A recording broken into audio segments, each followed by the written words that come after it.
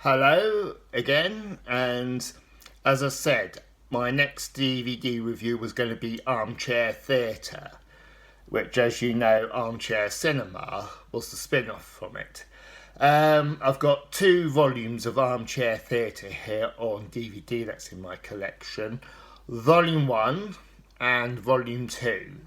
The quality of these DVDs are very good, especially considering these television plays that were made in the early 1970s, and you're going back nearly 50 years now, are in very good condition. These Armchair Theatre was showing sort of like 5 during the weekdays, Monday to Friday, once a week. And it was produced like Armchair Cinema by Thames Television. It ran for, I think, for about nearly 20 years on ITV. But these plays were contemporary dramas, described as an anthology, but always with a good twist and a good rival to the BBC's Play for Today, and before that, the BBC's Wednesday play. On Volume 1 here, the first play on this disc, on disc 1, is Say Goodnight to Your Grandma. It was written and it starred Colin Welling. He wrote and starred in the play. He plays a mummy's boy who goes and visits his mum for the weekend with his young wife and their newly born baby. And it's a good play because it's about the psychological battle between the mother-in-law and the daughter-in-law, and who wins out in the end, with a very good twist. Very good performances from Colin Welling, who wrote it, as I've just mentioned, Susan Jameson, who plays his wife, and I can't remember the name of the actress who plays the mother-in-law, but she's very good, very awful. Ugh. But a character you love to hate. The second play on disc 1 is Office Party, and that is set in a bank, equivalent sort of like you get in today's branch, like Lloyd's Bank, and the manager, played by George A. Cooper, is retiring, and they're having his retirement party in the evening in the actual bank itself. And each of the employees, from the bank manager himself to his deputy, played by Peter Barkworth, to one of the young cashiers, played by Anna Gard-Rees, who was the original Demelza in Poldark, are very good. You know, it's all what goes on in their lives, and in reality, the retiring bank manager's not looking forward to his retirement, but he won't say so to any of his colleagues.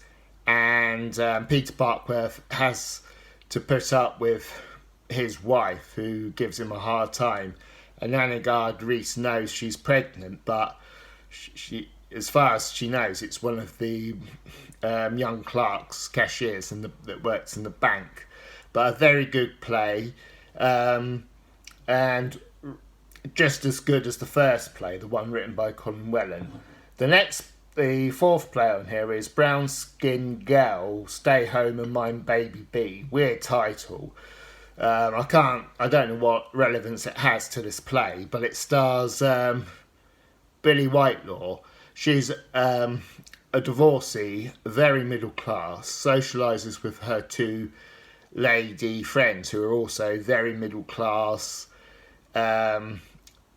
very self-opinionated, and so she uses a spare room in her big house in London to have a tenant to pay extra rent, and she uses her skills as a psychologist to lure her tenant, an Irishman who works as an electrician on a building site, to get really close to him, and both start having an attraction, and you think, will they, won't they?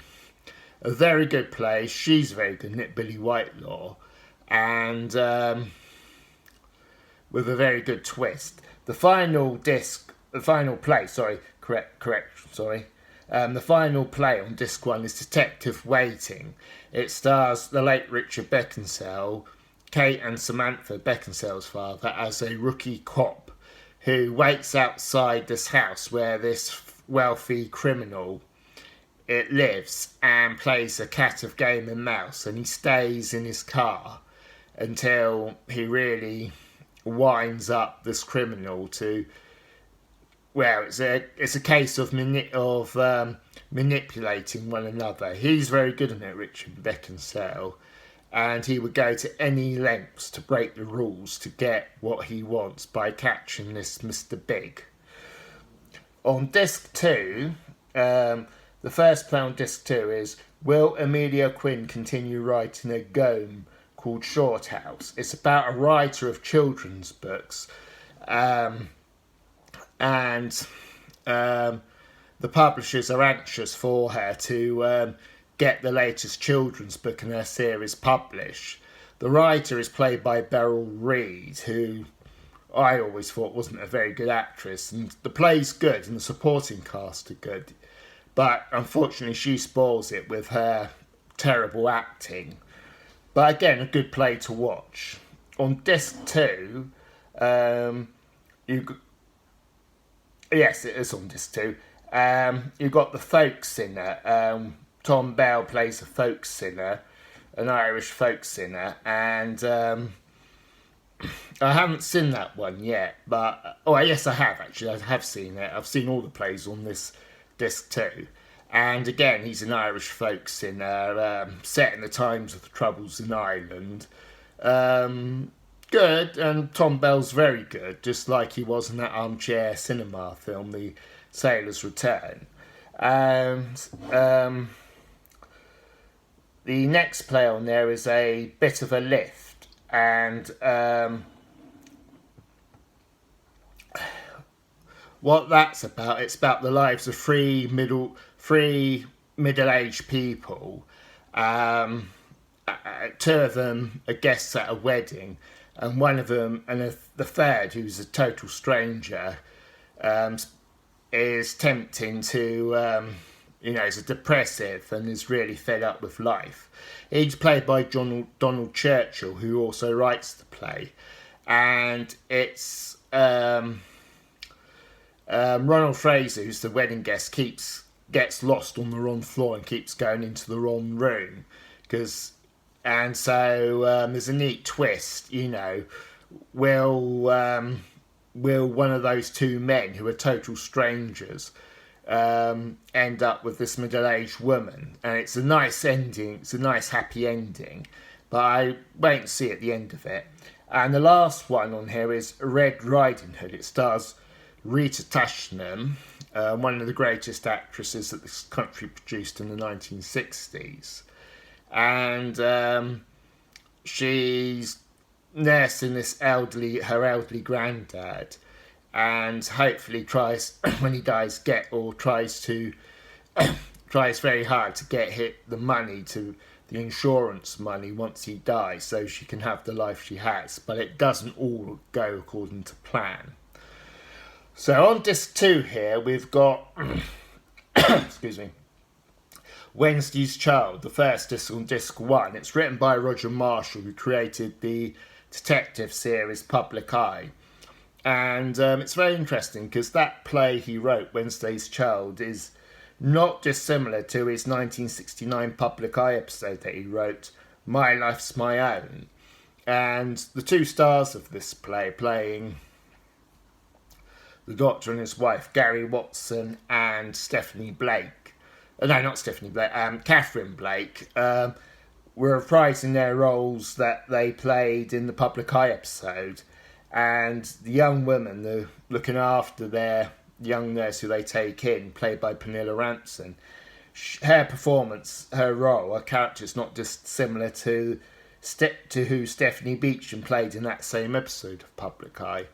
It's a very good play. You can't like the leads you can't like the characters in it, but the performances from all three of them are very good. Also appearing in that play is Robin Ellis, who was the original Poldark in the original television series.